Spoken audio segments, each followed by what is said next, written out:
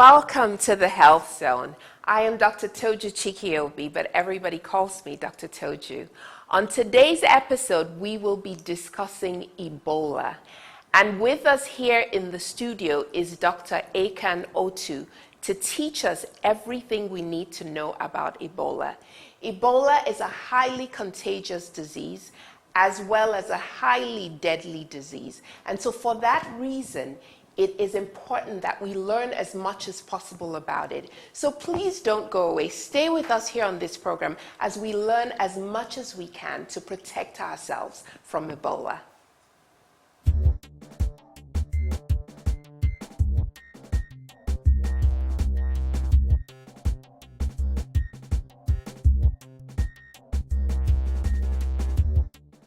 Welcome to the Health Zone. On today's episode, we will be talking about Ebola. With us here in the studio to discuss Ebola is Dr. Akan Otu. Dr. Otu is an infectious disease specialist from University of Calabar, and he's also a Commonwealth Scholar at University of Liverpool Teaching Hospital. We're really excited to have him, and we really, I know there's been a lot of public health information about Ebola, but it's just something we cannot educate people enough about. So I'm really excited to hear what you'll have to share with us. Excited to be here too. Good. Yeah. So we have a custom here on the Health Zone. Before we delve into our subject, we're going to go out to the man on the street to find out what they know about Ebola. Okay. So we'll go ahead and do that. Is that okay? Yes, that is. Okay.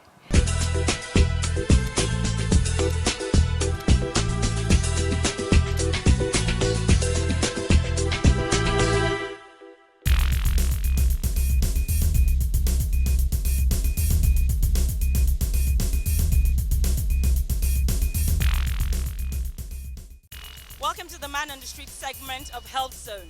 Today we're talking Ebola. Ebola is a virus disease that one should be extremely very careful about it. Ebola is a disease that has come, and it's a disease that has killed so many people in Nigeria and in Africa as a whole. It's a very bad disease that kills within 24 hours or so. Ebola can be a transmitted disease through body fluid and mainly through body fluid. They said it's eating bushmeat. From the latest information we've had through regular washing of hands, once someone has been detected sick, and it should be reported on time. Yes, ordinarily you can prevent Ebola by washing your hand. At least you bath regularly, and that is most important. If you know somebody that has Ebola, you keep away from the person. Or if you know somebody that has very high temperature, you report to the police. First, you have to wash your hands properly. You have to always wash your hands and use the sanitizer. Okay. They say you might be having a fever, running temperature, and you might be vomiting. You might be stooling. Maybe you feel headache and maybe rashes, weakness, and weakness of the body. We've been asking questions on the street about Ebola. This is the Man on the Street segment of Health Zone, returning you to the studio.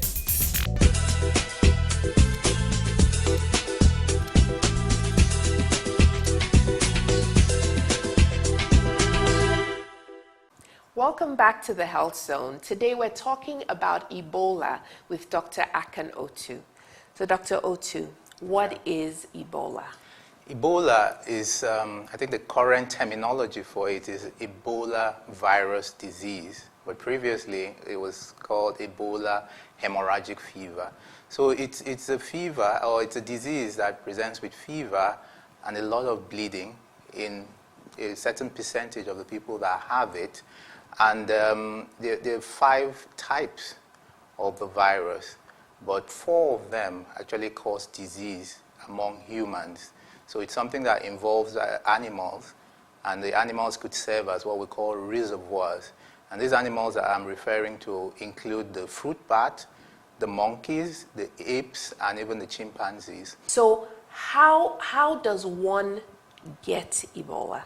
Ebola is, as I said earlier, a virus, and it's been found in the animals I mentioned, and also in humans who can either eat these animals or get in contact with other people who already have the virus. And so the virus has been found on bodily fluids, and these fluids that I'm referring to include sweat, the vomit, the feces of somebody who has the disease. Even the breast milk and semen from a human being could actually have the virus in it. So contact with somebody who has Ebola virus disease is a means of transmission. And then contact with, like the materials that a patient has been also in contact with is a means of transmission. And even sharing instruments such as needles, etc., with somebody who's already had the disease could just be the way the virus could be transmitted. Okay, what about if somebody has Ebola virus disease and they're really ill and they touch something and then I come by and I touch that? Yes, it's actually been found that the virus can survive for long periods outside of the body, for a couple of hours outside of the body. So it could be on surfaces, it could be on instruments. And if there is a little liquid or some fluid in that environment, the virus has been found to stay, last even longer. It could go on for days. Wow. So, it's really, really dangerous. Wow. For many people, they've never heard of Ebola. Yes. It's like, what is Ebola? So is Ebola a new disease in Africa? It's not a new disease at all. It actually goes back to 1976 when it was identified in Zaire, which is the Democratic Republic of Congo. That's where the first case was identified. At about that time, it was also identified in Sudan. So it's been around since 1976. So I'm going to ask you my next question, which is, how do you know when you have Ebola? What are the symptoms? But I don't want you to answer just yet. We're going to take a quick break, and then we're going to come back, and then we'll talk about that. We will take a short break now, and when we return, we'll be talking with Dr. Akan Otu about what the symptoms of Ebola are. So please don't go away. Stay with us. Welcome back to the Health Zone. Today's episode is a very interesting one. We're talking about Ebola with Dr. Akan Otu. So Dr. Otu, how do you know when you have Ebola? What are the symptoms? Thank you very much. That's a good question. And that's really why Ebola virus disease is difficult to identify, especially during the initial phase of infection. And that's because the symptoms can be really non-specific. They include things like headache, fever, a bit of weakness, poor appetite, a sore throat. And, that could go for malaria, it could go for, stress, fatigue, maybe from being in traffic for a long time, So those are, the kind of non-specific features that Ebola virus disease can present with in the early stages. But as it develops, the more specific features begin to manifest, and they include things like vomiting. You could have passage of blood, from in the stool, or bleeding into the skin, and confusion, seizures, and it ultimately leads to death in a proportion of patients. Yes, and I can imagine that in our setting in sub-Saharan Africa, for example, and in West Africa particularly, since we have this epidemic going on now, this recent outbreak, I would think that when you have malaria, you're used to those sort of symptoms. Yeah. So when you get these non-specific symptoms that you've talked about, the initial tendency is to think that, maybe it's malaria or something. Yeah. But what should make us suspect it might be Ebola? Well, I think if you took a good history, really, and what you'd be looking out for in the history would be a contact with somebody who actually has had Ebola virus disease, or if you've traveled to an area where this disease is ravaging, Yes. those would be like the red flags. There is something about the disease that makes people hesitant to disclose the fact that they have been in an Ebola epidemic area, or that they have even been around somebody with Ebola, or that they have cared for somebody with Ebola. I think it's human nature. Many people don't like to put out things that they think are private, out in the public domain. But with issues of health, it's really critical that this message goes out and that people understand that coming out pretty early in the game to say that you've had these exposures might just be the game changer that we're looking out for. So it's really important that if this information is there, that it be made available to the health workers. So what you're saying, there is an advantage to the person with the symptoms as well as to the health professional community, right, in you disclosing it? Yes, because let's just take an instance where somebody is living with a family and only one person has it and doesn't disclose it. The risk to the rest of the family members is pretty high. But if this person were to go seek help, then there's a chance that healthcare would rise to the occasion and even save that person's life. So there are, though, people who survive Ebola. What Absolutely. kind of problems are they left with?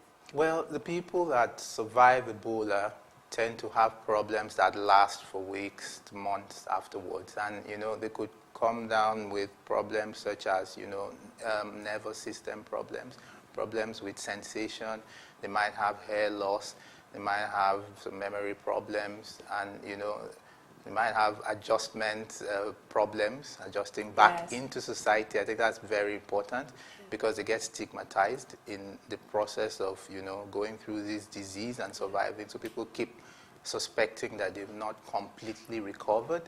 They might lose their jobs, so they need a lot of social support and all. So I think that last bit is, to me, the most important. Well, my next question is about prevention, but before we go into that, we'll take a short break and we'll come right back.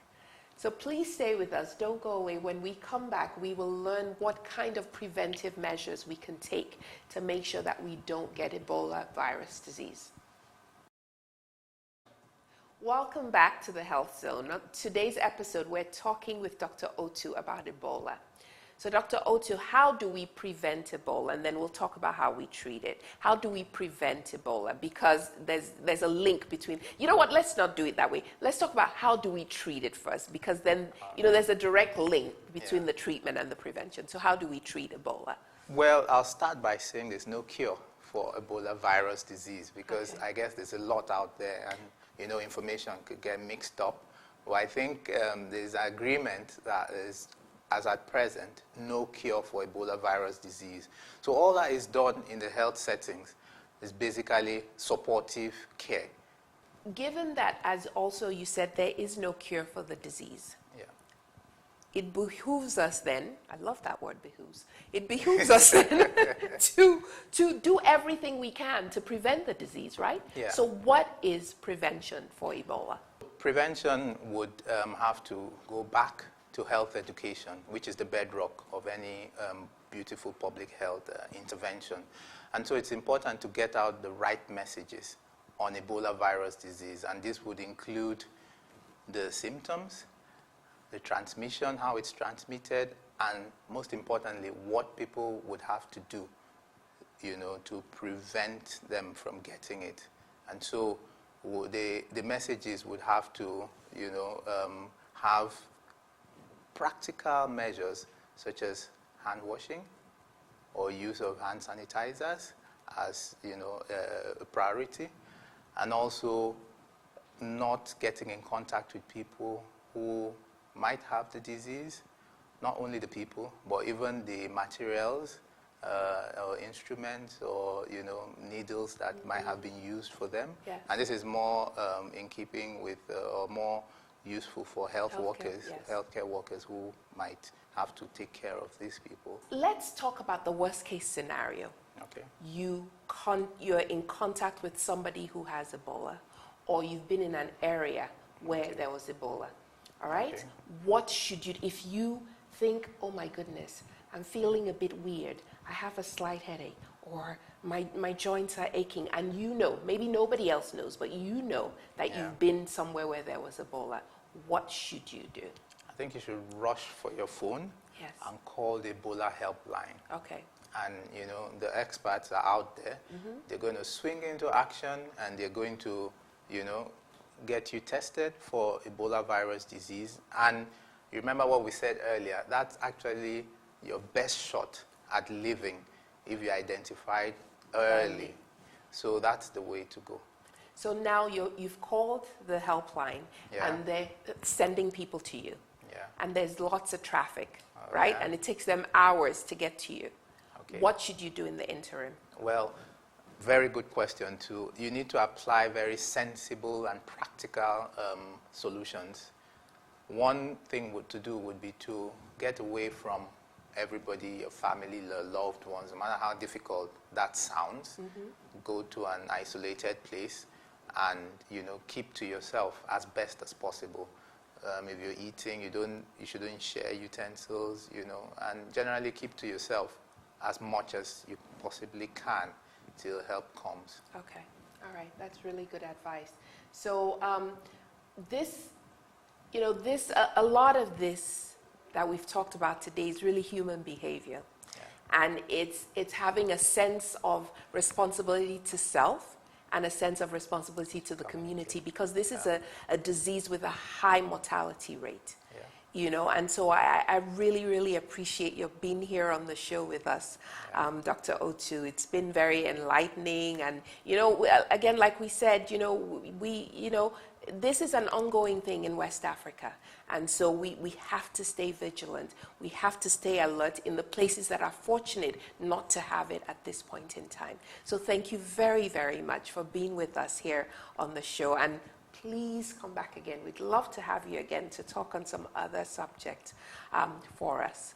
I think I've really enjoyed my time on the show, and I think it's like my own contribution to, you know, little contribution really, to halting Ebola virus disease. We hope so. We hope so. We'll stay positive about this. Okay. Thank you very much. Thank you very much for having me. So we've been talking on this episode with Dr. Akan Otu about Ebola, and we have learned a lot of things, some of which we knew already that bears reinforcing. So it's been really, really good to have him here on the show. We'll take a short break now, and when I come back, I'll recap some of the important things that he addressed on this show. So please don't go away. Stay with us. We'll be right back. Welcome back to the Health Zone. We have just been talking with Dr. Akan Otu about Ebola.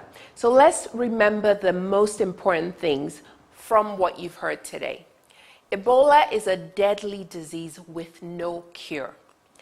You can get Ebola from contact with infected persons or infected animals, with contact with bodily fluids of infected persons or animals. What are the symptoms of Ebola? Symptoms of Ebola include fever, severe headache, joint and muscle pain, rash, vomiting and diarrhea, and in the latter stages, bleeding from extremities. You can be bleeding from the eyes, from all different orifices of the body. These are the signs and symptoms of Ebola. People who have no symptoms of Ebola yet are not infectious. So until you have that low-grade fever or you begin to have signs and symptoms, you are not infectious yet. To protect yourself from Ebola, do wash your hands often with soap and water, and if that's not available, with hand sanitizers. Do not touch infected persons or their bodily fluids. Do not touch infected animals or their bodily fluid. Do not touch contaminated medical equipment such as needles and other kinds of equipment. Do not touch contaminated surfaces. Do not touch the dead body of someone who has had Ebola. And finally, do not eat bushmeat, especially monkeys, bats, and chimpanzees. These are the things you can do to prevent yourself from getting Ebola. It has been terrific having this episode of the Health Zone on Ebola. This is Dr. Chike Obi saying until we see again, please stay healthy.